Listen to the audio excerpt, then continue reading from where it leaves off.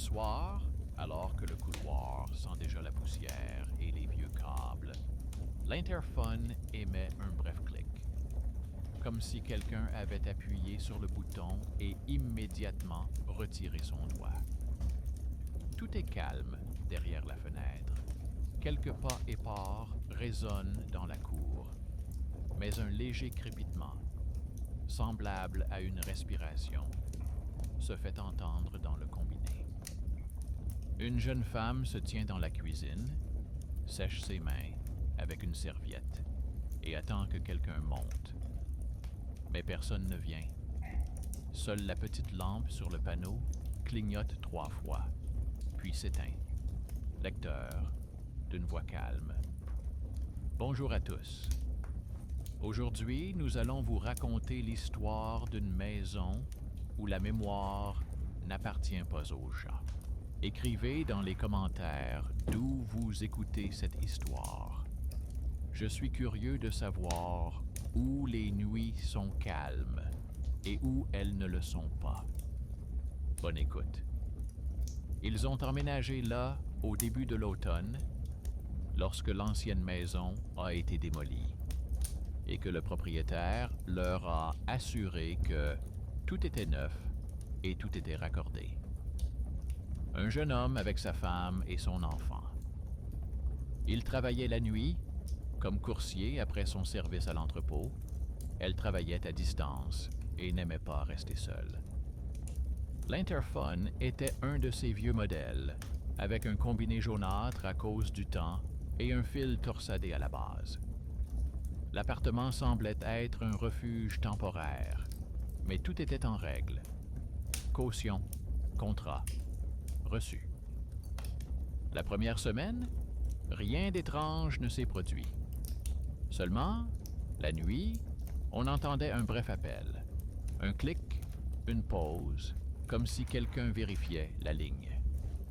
Mon mari a dit que cela pouvait être une coupure de courant ou un appel du voisin.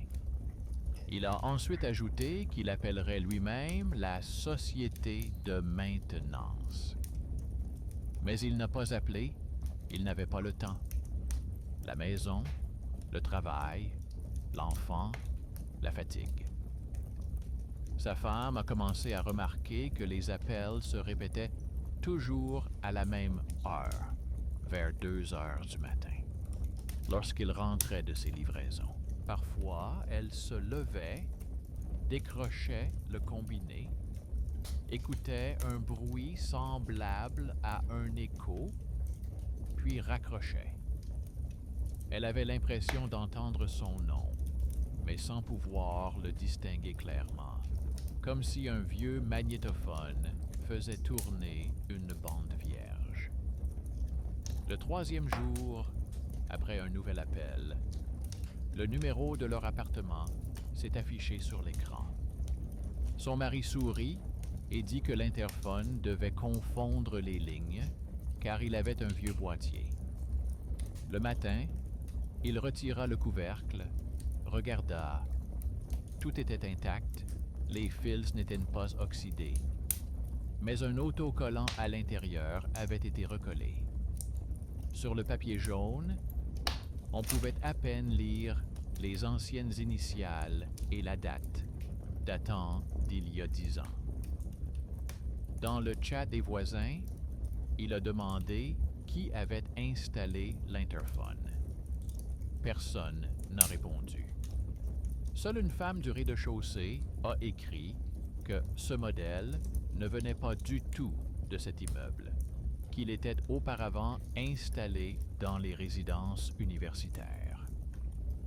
Une semaine plus tard, ils ont reçu leur première facture de service, sur laquelle figuraient 2 numéros d'appartement. Le leur et un autre plus ancien, séparés par une virgule. Il a pensé qu'il s'agissait d'une erreur. Mais lorsqu'il s'est rendu à la société de gestion, il s'est avéré que cette ligne correspondait à un abonné qui avait quitté les lieux depuis longtemps. La comptable a dit que le compte était bloqué dans le système. Mais pour une raison quelconque, il continuait d'apparaître sur les factures. Ce soir-là, quand il est rentré à la maison, sa femme lui a dit qu'elle avait entendu une conversation entre eux deux. Comme si l'interphone avait répété leur dispute de la veille. Des mots sur l'argent, sur le bruit, sur le fait que tout est temporaire. Il n'y a pas cru. Mais lorsqu'il a décroché le combiné, il a effectivement entendu un court extrait. Sa voix, fatiguée, calme, disant que rien ne se passe. À partir de ce moment, il a commencé à remarquer d'autres détails. La caméra à l'étage clignotait parfois lorsqu'il passait, même si la lumière était éteinte. Dans la boîte près de l'ascenseur, quelqu'un avait laissé une vieille clé qui ressemblait à celle de l'interphone.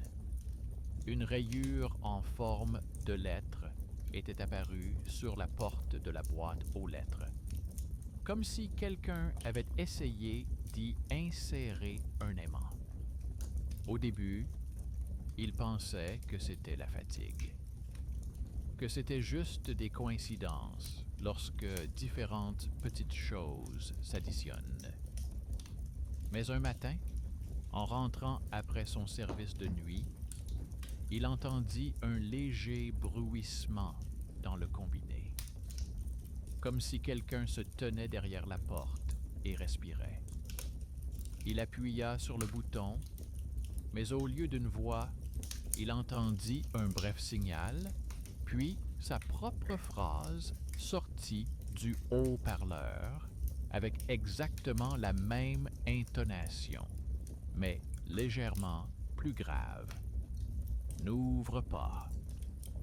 Il se figea. L'entrée était vide. Seulement, au rez-de-chaussée, quelqu'un claqua la porte et une odeur de poussière monta dans la cage d'escalier. Il décrocha à nouveau le combiné. Silence. Puis, pour se tester, il activa l'enregistreur du téléphone et enregistra tout. On entendait sur l'enregistrement une sonnerie brève, une pause, puis sa voix, plus âgée, comme venant de loin. Il n'en a parlé à personne. Mais depuis, il a commencé à vérifier le journal des appels de l'interphone. On y trouvait les dates et les numéros des appartements d'où provenaient les appels. Leur propre numéro apparaissait souvent dans la liste, comme si quelqu'un appelait de l'intérieur vers lui-même. Quelques jours plus tard, il a décidé de descendre au sous-sol pour vérifier le tableau de distribution. Le concierge, un vieil homme au visage éternellement fatigué, lui a donné la clé. Il lui a dit que le sous-sol était désormais fermé, mais que les résidents pouvaient y entrer. Là, parmi les cartons et les vieux tuyaux, il a trouvé une armoire remplie de fils électriques. Sur l'un d'eux était accrochée une étiquette avec son nom, bien que l'installation ait été effectuée bien avant leur emménagement.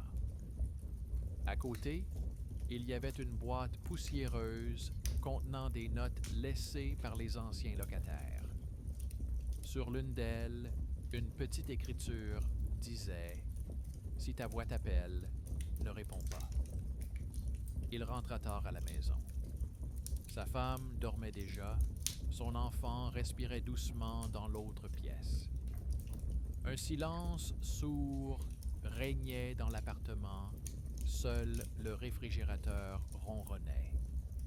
Il voulut raconter ce qu'il avait vu, mais décida de ne pas effrayer sa femme. Il décrocha simplement le combiné, retira le fil et le laissa ainsi. l'interphone se tut. Cependant, pendant la nuit, son téléphone s'est allumé tout seul, l'écran s'est illuminé comme si une notification était arrivée. Il l'a pris et l'écran a affiché un appel manqué avec la mention « Interphone ». Il n'y avait pas de numéro, seulement l'heure, exactement celle à laquelle il avait débranché le fil. À partir de ce moment, son inquiétude a commencé à grandir. Chaque soir, il entendait la même chose dans la maison, comme si quelqu'un marchait dans le couloir et s'arrêtait devant les portes. Le matin, des traces de poussière apparaissaient sur le tapis, comme si quelqu'un s'était tenu là, hésitant à sonner. Sur la vidéo de la caméra de l'interphone, on ne voyait qu'une ombre noire, indifférenciable à cause du contre-jour. Sa femme disait de plus en plus souvent que l'interphone semblait répéter les phrases des locataires. Salutations, adieux, mots aléatoires. Un jour, elle a dit avoir entendu la voix d'une voisine qui était partie un mois auparavant. Il a écouté l'enregistrement et, effectivement, une voix féminine se faisait entendre dans le bruit, disant « Rends-moi la clé ». Il se souvint de cette vieille clé trouvée dans la boîte près de l'ascenseur.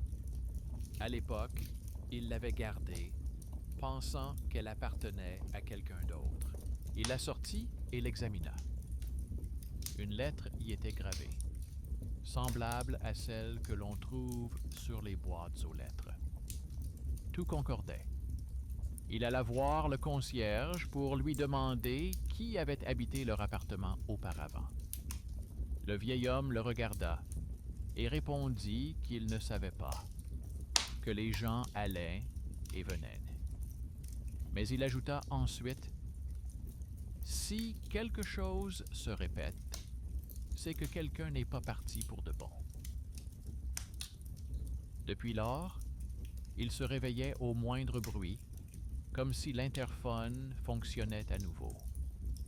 Pourtant, le fil était toujours débranché. Une nuit, il entendit à nouveau le signal sonore, bref et insistant. Dans le combiné, il y eut un sifflement, puis sa voix, fatiguée et étrangère, dit « N'ouvre pas ». Et il comprit qu'il s'agissait d'un avertissement. Mais pas de quelqu'un d'extérieur, de lui-même, de celui qui avait déjà ouvert une fois. Il ne comprit pas tout de suite ce que signifiait cet avertissement. N'ouvre pas.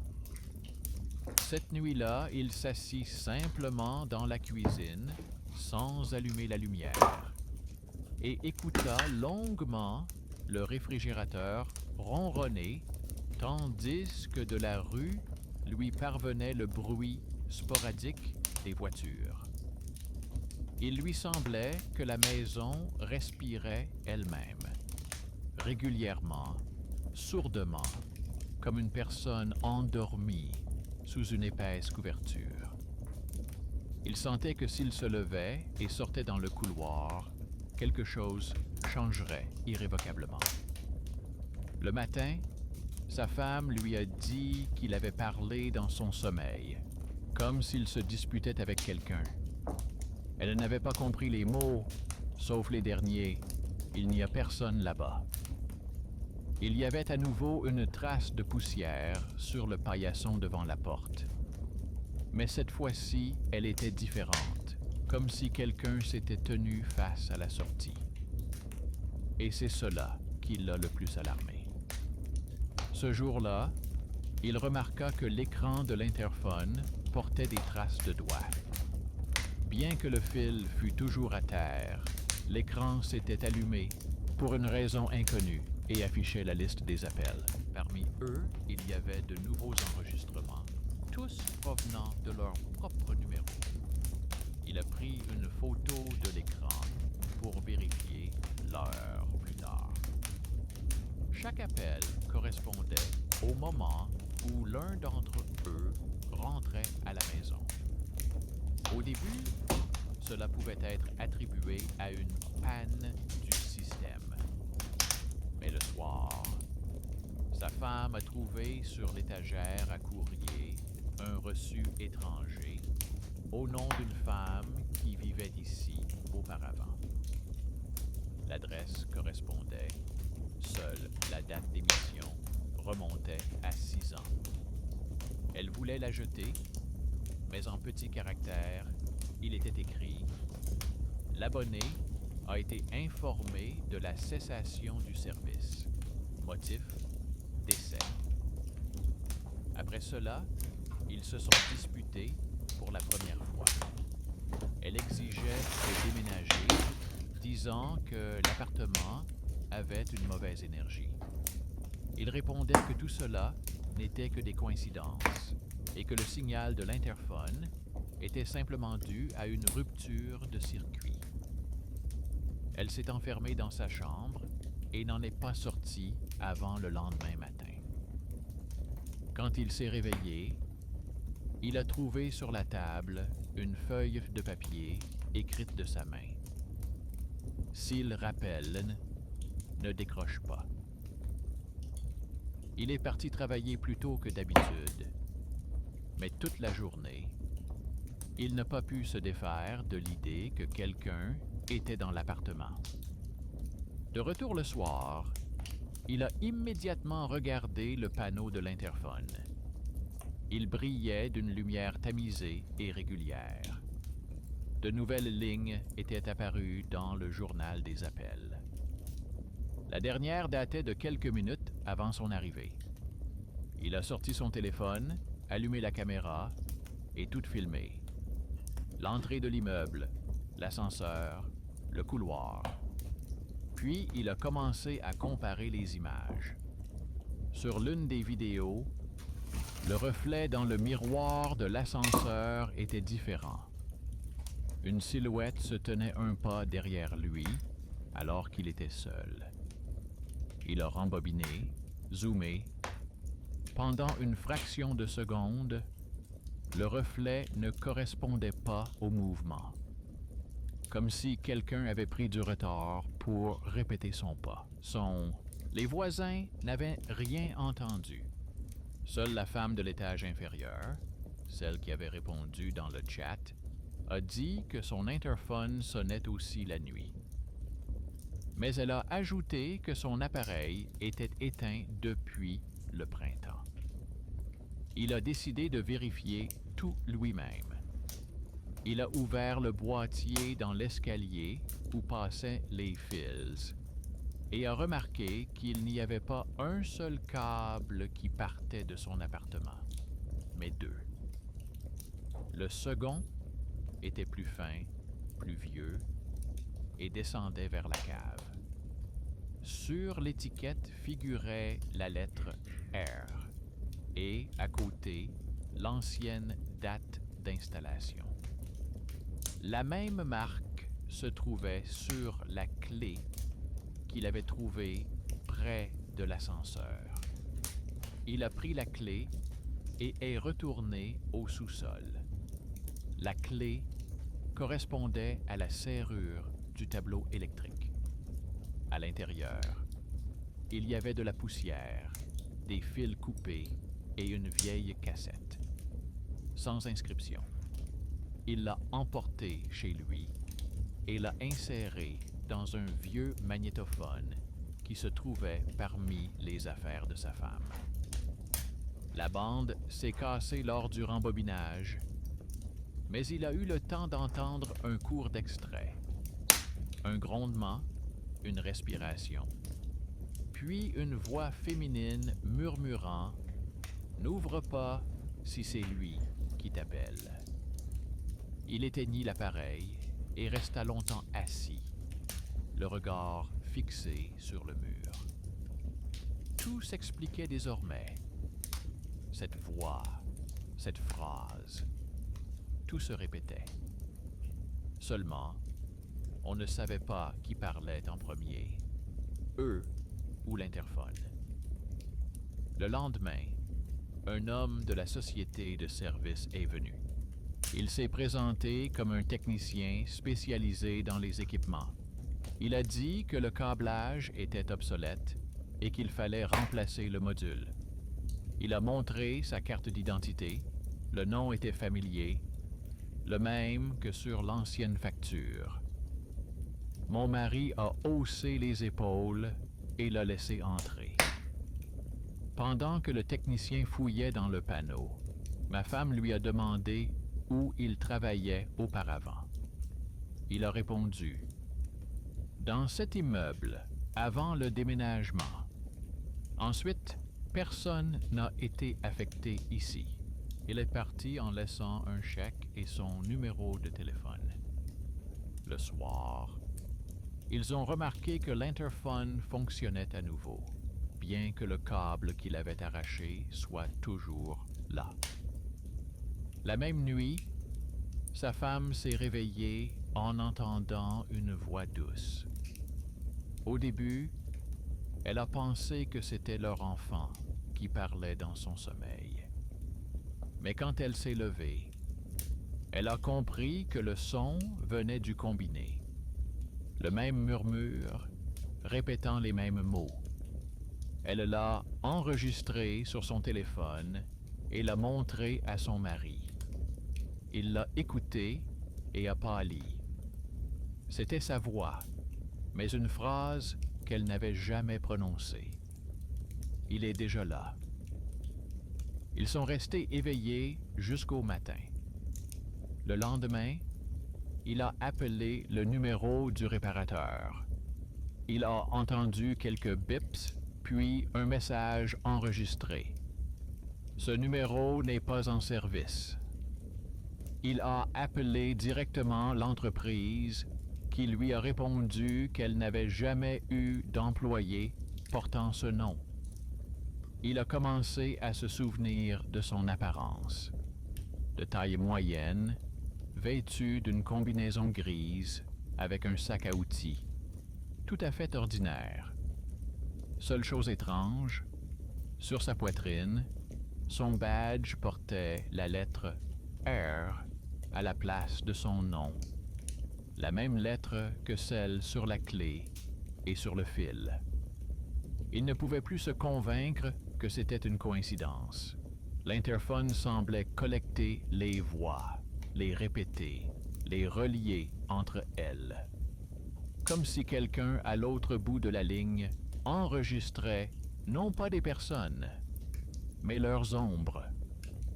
Il ouvrit les enregistrements de la caméra installée à l'entrée. Sur l'une des images, le maître se tient devant la porte. Mais lorsqu'il se retourne, son visage devient flou, comme si la caméra ne parvenait pas à faire la mise au point. À partir de ce moment, il a commencé à tout documenter. L'heure, les appels, les signaux étranges, et il a remarqué une régularité. Chaque fois que l'interphone sonnait tout seul, le lendemain matin, quelqu'un ne rentrait pas à l'heure dans l'immeuble. Un jour, le livreur n'est pas venu. Un autre, la voisine n'a pas ouvert la porte. Puis, une lettre a été trouvée dans l'ascenseur, sans adresse, avec une seule phrase. Nous sommes restés en ligne. Tout semblait indiquer que quelqu'un entretenait délibérément le fonctionnement de ce système, comme pour l'empêcher de se taire. Quelques jours plus tard, le son a disparu de l'appartement. Ni la télévision, ni le téléphone, ni même la sonnerie du réveil ne fonctionnaient. Seul l'interphone bourdonnait doucement, comme une abeille sous une vitre. Il a décroché le combiné et s'est entendu parler, avec des pauses, comme sur un vieil enregistrement. La voix disait « N'ouvre pas, il est trop tard. » Il raccrocha et comprit que l'avertissement semblait se rapprocher à chaque fois, comme si la voix se déplaçait d'étage en étage. Pendant la nuit, le voyant du panneau clignota 2 fois. Il s'approcha, appuya sur le bouton et l'écran s'alluma. Il affichait la liste des appels. Le dernier, entré depuis l'intérieur. Il regarda sa femme. Elle se tenait dans l'embrasure de la porte, pâle, le téléphone à la main. Sur son écran, un appel manqué avec la mention « Interphone ». À la même heure, ils écoutèrent tous les deux le combiné émettre un léger clic. Puis il y eut une pause, suivie d'un nouveau signal. Cette fois, c'était une voix d'enfant. Leur fils dormait, mais on entendait sa respiration dans le haut-parleur. Sa femme tomba à genoux, attrapa le fil et le tira définitivement. L'écran s'éteignit. La maison devint silencieuse. Ils ont poussé un soupir de soulagement, comme s'ils avaient attendu la fin d'une tempête. Mais lorsqu'il a regardé son téléphone, le message « Nouvelle ligne installée » clignotait à l'écran. L'icône de l'interphone figurait désormais dans la liste des appareils, comme s'il s'était connecté au réseau. Le lendemain, il apporta le combiné au service après-vente et demanda à le faire désenregistrer. Là-bas, on s'étonna et on lui dit que leur appartement n'avait jamais été connecté à la ligne de l'interphone, car l'équipement avait été démonté il y a 2 ans. Il rentra chez lui à pied, sous la pluie. La lumière était allumée dans l'entrée, mais la porte s'ouvrit sans clé. Sur le seuil se trouvait la même vieille clé qu'il avait jetée à la poubelle 1 semaine auparavant. Il leva la tête. Le panneau de l'interphone sur le mur était propre, comme neuf. Seule une courte phrase, comme composée de voix étrangères, s'affichait à l'écran. « Nous sommes déjà à l'intérieur. » Et alors, il comprit que l'appareil ne recevait pas de signaux. Il transmettait. Tout ce qu'il avait entendu au fil des ans, il le renvoyait maintenant. Les voix, les pas, les souvenirs. Il s'assit par terre, serrant le tube contre ses genoux. Un léger sifflement se fit entendre dans le haut-parleur. Puis, sa propre voix murmura à peine « N'ouvre pas ». Il se réveilla dans la cuisine alors que le jour se levait. Il y avait une odeur de câble électrique moisi dans l'air. Et sur la table se trouvait le combiné dont il avait arraché le fil la veille.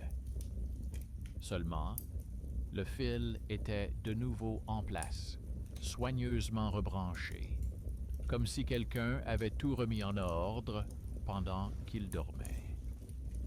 Sa femme et son enfant respiraient doucement dans la chambre. Et pendant un instant, il lui sembla qu'il pouvait simplement oublier tout cela. Mais l'écran de l'interphone brillait d'une douce lumière verdâtre, et sous la faible lueur apparaissaient les mots « Vérification de la ligne terminée ». Il retourna au sous-sol. La porte était ouverte, alors qu'il l'avait fermée à clé la veille.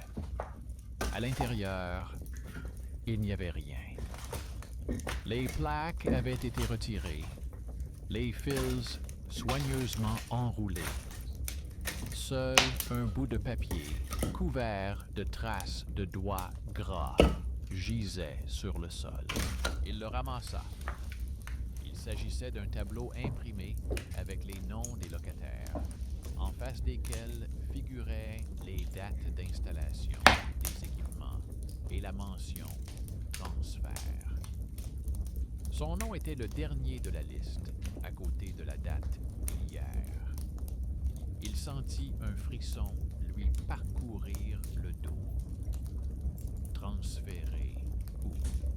Dans quelle liste? Une pensée lui traversa l'esprit.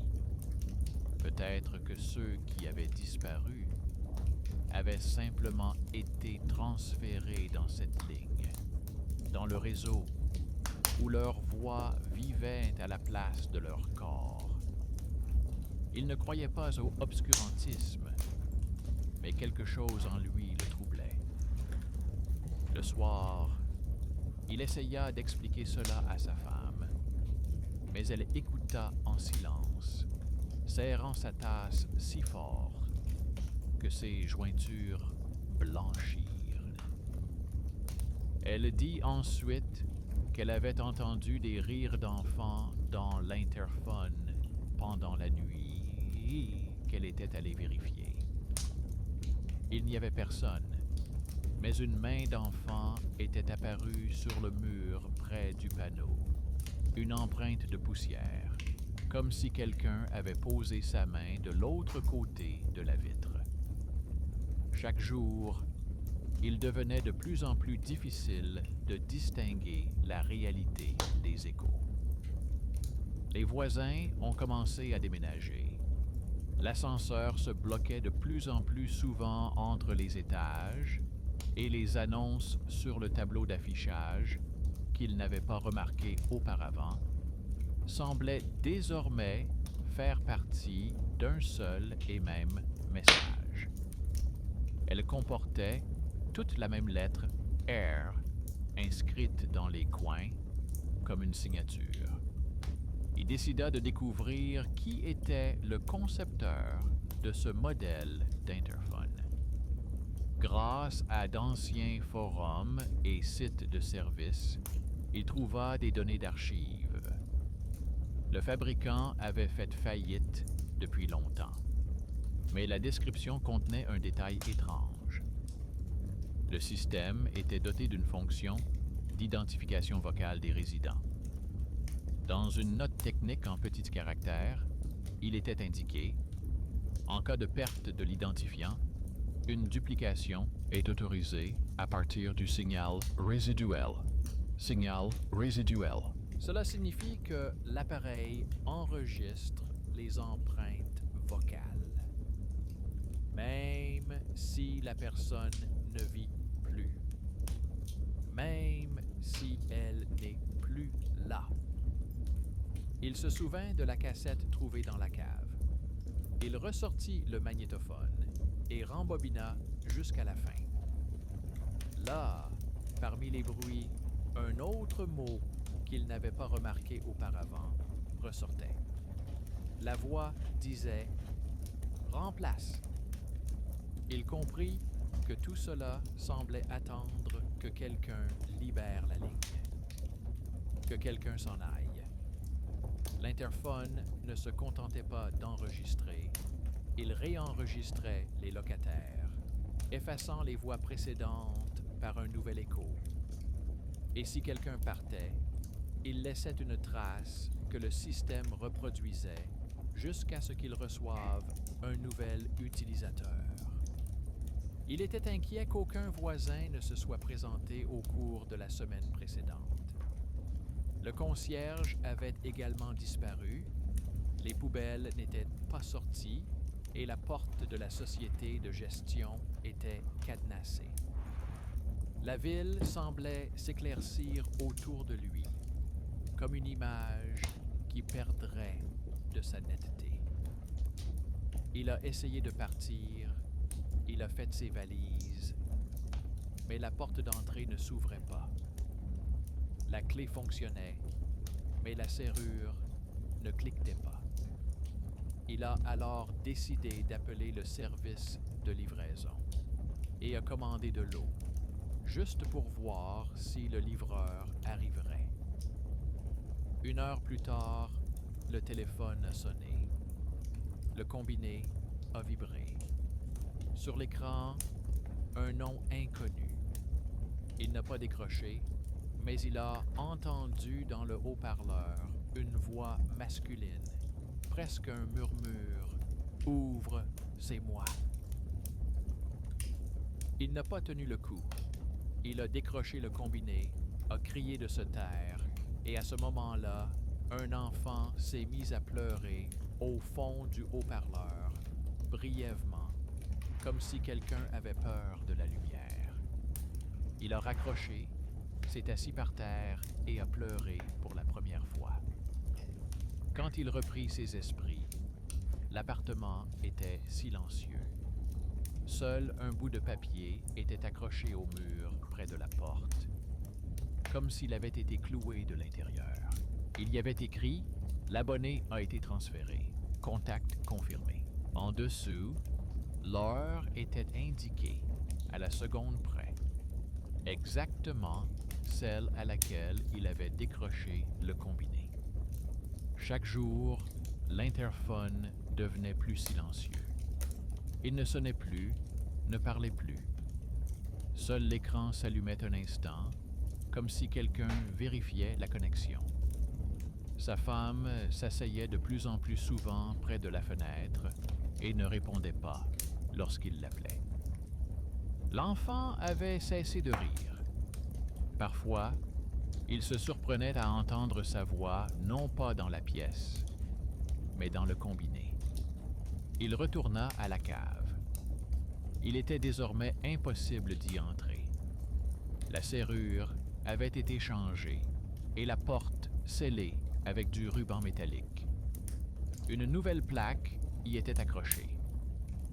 Maintenance de la ligne terminée. Pas de signature, pas de cachet. Seulement un numéro qui ressemblait à un numéro de téléphone, mais qui était trop court. Il nota ce numéro, rentra chez lui et le composa. En réponse, il entendit de longues tonalités, puis la voix froide et sans émotion d'un répondeur. L'abonné est disponible sur la ligne interne. Cette nuit-là, il n'a pas dormi. Il a écrit sur le mur, notant l'heure à laquelle la lumière s'allumait. L'ascenseur sonnait. L'écran clignotait. Tout correspondait à ses propres mouvements, avec seulement quelques secondes de retard.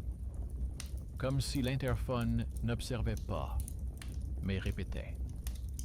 Le troisième jour, lorsque sa femme est partie chez sa sœur, il est resté seul. L'interphone s'est réveillé à nouveau, il a clignoté, puis a émis un signal. Il a décroché le combiné. Cette fois, il s'est entendu parler, mais en plus jeune.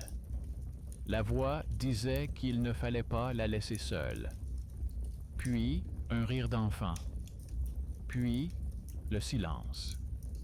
Il comprit que chaque enregistrement n'était pas une simple répétition, mais la mémoire de la maison elle-même. La maison se souvient de ceux qui y ont vécu, de ceux qui sont partis, de ceux qui sont morts. Et lorsqu'une nouvelle personne arrive, elle reproduit les anciennes voix jusqu'à ce qu'elles soient remplacées par de nouvelles. Il a arraché le fil, cassé le panneau, démonté tout le système et l'a jeté par la fenêtre. Mais lorsqu'il est sorti dans l'escalier, il a de nouveau entendu la sonnerie. D'abord au loin, puis juste derrière le mur. Il a couru en bas, en frappant sur la rampe. La lumière était désormais allumée dans le sous-sol. La porte était ouverte. À l'intérieur, il y avait des rangées de panneaux connectés au réseau, et chacun clignotait avec son nom. Parmi eux, il a vu le sien. Sur l'écran, sous son nom, il y avait un nouveau message. Enregistrement terminé. Il s'approcha et entendit sa voix, non plus dans le combiné, mais comme dans l'air. Il prononçait les mêmes mots qu'il avait entendus la première fois, mais maintenant, il savait à qui il s'adressait. « N'ouvre pas. » Il se retourna vers la porte, mais il y avait une ombre, sa taille, sa posture. Seul son visage était flou, comme sur l'enregistrement. Et quand il essaya de faire un pas, il comprit que l'ombre se déplaçait plus vite. Pendant une seconde, tout s'éteignit. La lumière, les écrans, l'air semblait avoir été aspiré vers l'intérieur. Puis, il y eut un flash et le silence. Le matin, les voisins ont trouvé la porte de l'appartement ouverte. À l'intérieur, tout était à sa place. Les affaires, les documents, même la tasse avec le café séché. Seul le panneau de l'interphone brillait d'un verre neuf, et le premier nom sur la liste des appels était le sien. Maintenant, si l'on tend l'oreille la nuit, lorsqu'un courant d'air souffle dans le couloir, on peut entendre un bref signal. L'interphone soupire, comme s'il essayait de se souvenir d'une voix, et quelqu'un dit doucement « N'ouvre pas !»